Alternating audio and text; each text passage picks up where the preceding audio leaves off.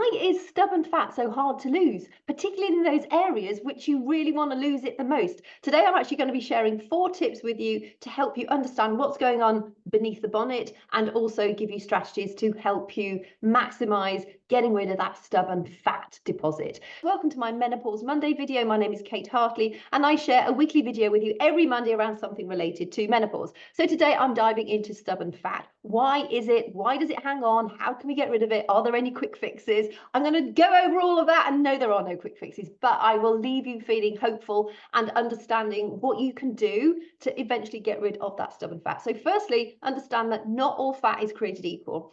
Some of us have genetics that predispose us to hanging on to more fat more easily. Others of us are just like we're able to eat whatever we want, and it really doesn't make any difference to us at all, and probably until you get to menopause, because then it does tend to pile on, and we tend, as women, hold it around our waist, our hips, our bums, and men actually tends to be around the belly and the love handles too, so similar areas. But to keep it relatively simple, we have fat cells. We have receptors on our fat cells. So we have the alpha 1s, the alpha 2s, and the betas. The alpha 1 and the beta receptors help us get rid of fat, whereas the alpha 2s make us hang on to fat. So the alpha 1s and the beta receptors, what actually makes them work and get rid of the fat? It's called lipolysis, which is essentially the mobilization of the fatty acid in the cell, and it's allowed to come out, it's used as energy, and then it helps us burn that fat. But if it's not able to come out of the cell, which is what happens with the alpha 2s, then it stays stuck. And we have more alpha 2 receptors around our bums and our waist and our thighs than we do the betas and the alpha 1s. The alpha 1s and the betas, we tend to have quite a lot of them around here. So our boobs, they go, and our upper body goes, shrinks, and we look even more shriveled, and you can look scrawny, and you're just thinking, well, this is ridiculous. I'm following this strategy and it's not bloody working. My tummy looks even bigger than it did. And often because that's proportions change. So as everything's getting smaller and probably leaner and more muscly, but you're not looking at those, you're busy focusing on that bulge that you're desperately trying to get rid of. It will eventually go. But firstly, just focus on those non-scale victories. Actually, they are scaled victories, because we look in the mirror, don't we? And we just say, oh God, my bum still looks so like droopy and cellulite-y, and oh my God, what's happened to my belly? It still looks huge.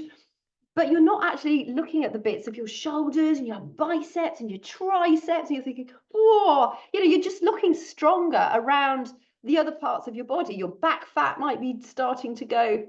Your legs in general might be starting to look a bit leaner. But then because those are shrinking and looking leaner, it makes the bits that are stubborn look even bigger.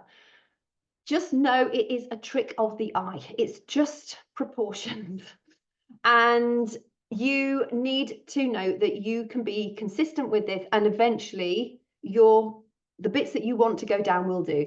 I was reading and actually watching some information on these men and women who literally up to about month 4, you could see their body composition changing. You think, wow, they're definitely getting more definition, but their belly was just like, I could understand their frustration because it was still very, very obvious. But then month 4 to 5, it's just like, oh my God, it honestly looked like somebody had gone in with a bicycle pump and gone and sucked out the fat. And then month 6 to 8, it was just like phenomenal change. Literally by month 8, they got the abs, they looked really snatched, the whole body was lean and muscular, and they looked incredible. Well, that was over an 8-month period. Well, in the greater scheme of things, 8 months is not a lot, is it really? And those people, they did have quite a lot to shift. They weren't morbidly obese, but they were quite large, but they just kept at it. And that is what you need to understand. Those alpha 2 cells, those alpha 2 receptors on our fat cells, they are just making it more difficult to shift the stuff here. Now, what actually stimulates those receptors? It's adrenaline and noradrenaline. Those are hormones that are produced on our adrenal glands. It's the same as epinephrine and norepinephrine. Adrenaline is the same as epinephrine. Noradrenaline is the same as norepinephrine. If you've heard, you may be familiar with those terms. And when we do strength training and the right kind of high intensity interval training, we are stimulating the release of the adrenaline hormones, just to keep it really simple, because I think I might get tongue-tied otherwise.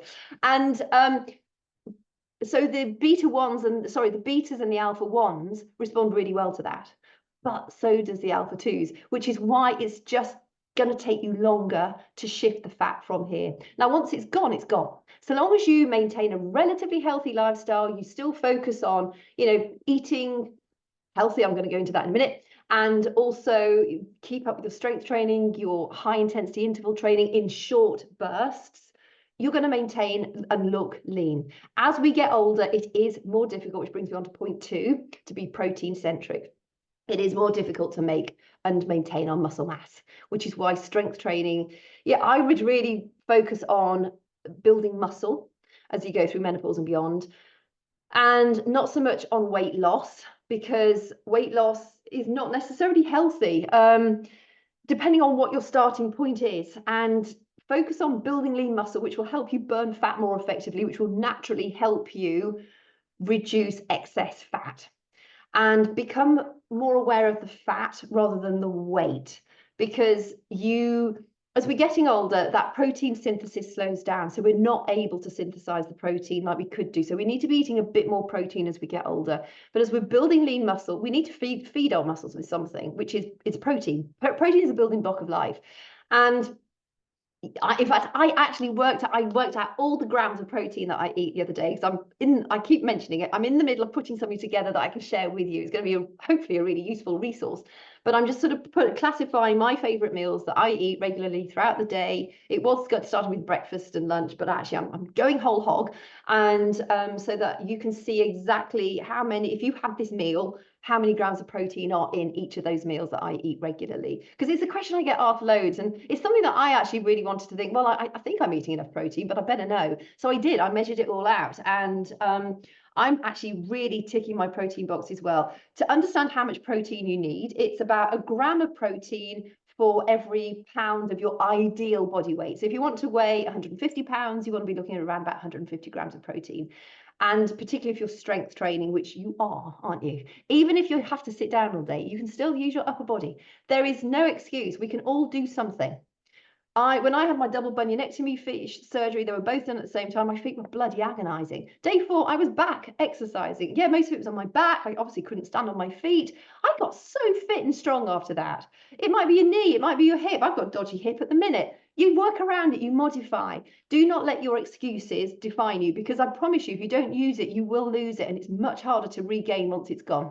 So keep it going. Keep doing what you can, even just the little things. And the mind-muscle connection, when you're lying in bed, you just think, tense it all up, and it works. It has such a profound impact. So even things like that, and when you're doing your exercises, don't just sort of willy-nilly do them. I mean, that's technically a bicep curl. It's not really going to do me much good, except for stimulate those joints that might be a bit sore in menopause. But really focus on it.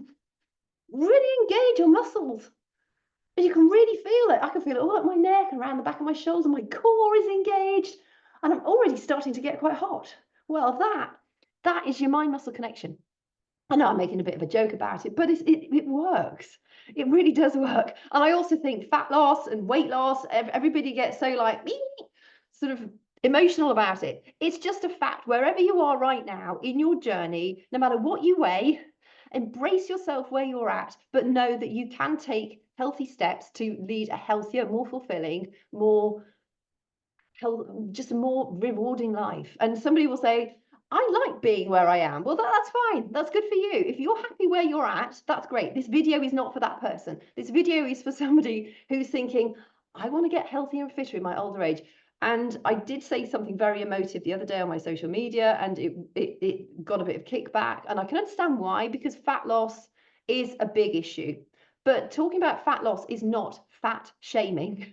I really want to define that and put that out there. We all need to be aware of what leads to a healthy life, and being morbidly obese, even if you have, and I know there are people that are on medications that causes that weight gain. Again, this video is not really for you. This video is for people who actively want to do something in order to help you get leaner and stronger as you get older. So it is a very emotive issue, and it can be also very intimidating. And I think we all need to just embrace having fun with it and almost letting ourselves be guinea pigs to see what works. The system that I use, you eat loads and you eat healthy food. Yes, we do cut out processed foods as much as we can. I mean, let's face it, if you want to get really great results, stop feeding your body with the rubbish. Processed food is rubbish. And if you want to keep eating the processed foods, well, then know that your improvement or just know that your results are going to take longer to achieve. It's your decision. None of us are like robots making us eat and steer and do things in this direction. It all happens up here. We have that choice. We make that choice before we do eat or drink anything. So know that when you're following a system that works, you will get the results. And it might be that you do need to be a little bit patient in allowing those alpha-2 receptors to finally give up the fight, so you can shed those bits around, where you actually are finding the fat stubbornly hanging on. But it will happen. And no, there are no quick fixes. Drinking apple cider vinegar, doing masses of abs, like fasted cardio before 6 a.m, not eating any carbohydrates after 6 p.m. No, it is just consistency. It is feeding your body with what it needs, making sure your macros are properly proportioned out. Normally, you're looking at around about the 40% carbs, healthy carbs, so vegetables, fruits, wholemeal, legumes. If you can manage legumes, they may be really trumpy. But there's the carbs. We're not talking about refined carbs. We're talking about healthy carbs, brown rice, quinoa, that sort of thing.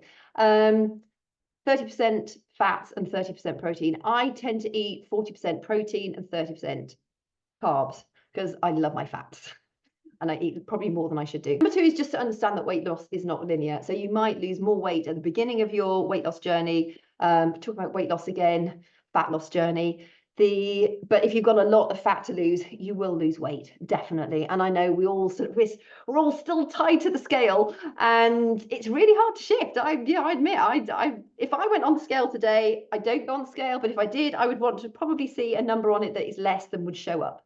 But then you have to think, how are you feeling? How do you look? Do your clothes still fit? Are you muscular? Are you building muscle? Are you doing something that's eventually going to enable you to build muscle? That is what you need to focus on. We're also primed to focus on the negatives and what's not working. Focus on the things that you can achieve and plugging into a system that actually works.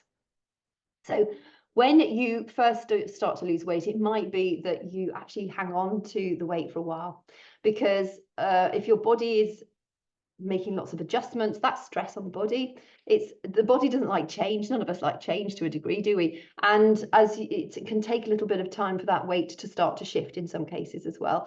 When you do start to see the weight shift, it is likely to shift quite nicely, but there will be days when it goes back up again, particularly if you're still having your periods during that luteal phase, which is just before your period starts. You can gain another sort of 3 to 5 pounds easily, maybe even more. But once your period's finished, you're likely to lose that excess weight again. It's sort of fluid retention. If you've eaten a salty meal the night before, you're going to hang on to more fluid. If you've had more carbs the night before, especially refined carbs, you'll probably like to hang on to more fluid. I think you need to ask yourself, do you want your muscles to look like a shrink-wrapped chicken breast? Or do you just want to be lean, strong, and happy? Because that's the goal I go for. I don't want to look like I'm being shrink wrapped. And to have that look, you really need to be cutting your carbs. So your fruits, I love fruits. Fruits are such an important part of our healthy life because of all the antioxidants in them. And also vegetables. You need to restrict the amount of water that you drink. Well, I drink loads of water, and the thought of actually, in fact, I'm having a hot flush just thinking about not drinking water. It has a profound impact on me, and you have to give those things up, or significantly reduce those things if you want to look like shrink-wrapped chicken breast. And I've got nothing against people who do those, do the bikini competitions. They look incredible, but you have to decide what is right for you. What is going to be a healthy balance for you and your lifestyle. Number 3 is weight loss is not fat loss. I've sort of covered this, but do focus on fat loss rather than weight loss. As you starve yourself, the body metabolically adapts. And I'm going to share my favorite equation with you. So if you weigh 200 pounds and you are restricting, say, 500 calories a day, or you're increasing your exercise to burn an extra 500 calories a day, and you're losing around about £1 a week, which is, once you've got near your healthy weight, that's healthy, sustainable weight loss. Over the course of 4 years, that means you've lost around about 200 pounds, which means you've vanished. There is nothing left of you. So of course that does not work. It's because the calories in, calories out equation is just far too simplistic. Those calorie counting things, they'll say, oh yes, you can have your donut because it fits in with your calories, but you can't eat the avocado because then you've gone over your calories for the day. Well, that's just BS, because the donut will make you hang on to fat. It will set up this cascade of negative reactions in your body, whereas the avocado will help you shed fat more effectively, plus you'll feel so good on it. So that is just far too simplistic. Focus on eating more protein. There was a study done not long ago, in actual fact, where a group of women, one group increased their protein just by a small amount. I think from they both started at 0.7 grams per pound of body weight, and the group that ate protein upped it to 1.1 grams of protein per pound of body weight, and the group that they reduced down to 0.4 grams per pound of body weight. Oh my goodness, this is complicated. And essentially there was a 550 calorie deficit, so or change between them. So the group eating more protein, they had an extra 250 calories a day. The group restricted by 300 calories a day. And the group that had more protein, they lost more weight and their muscle mass increased by, I think it was 2.5%. Significantly more. The group that restricted their calories, they did lose a little bit of weight. It was negligible. And they were both doing the same amount of strength training, having not done anything. And they had a negligible increase in their muscle mass, but nothing like the group that were eating more calories and doing strength training and eating more protein. So they were both groups of strength training. But the thing to take from this is that the group that ate the protein, they had a much more significant muscle mass increase and their fat went down faster.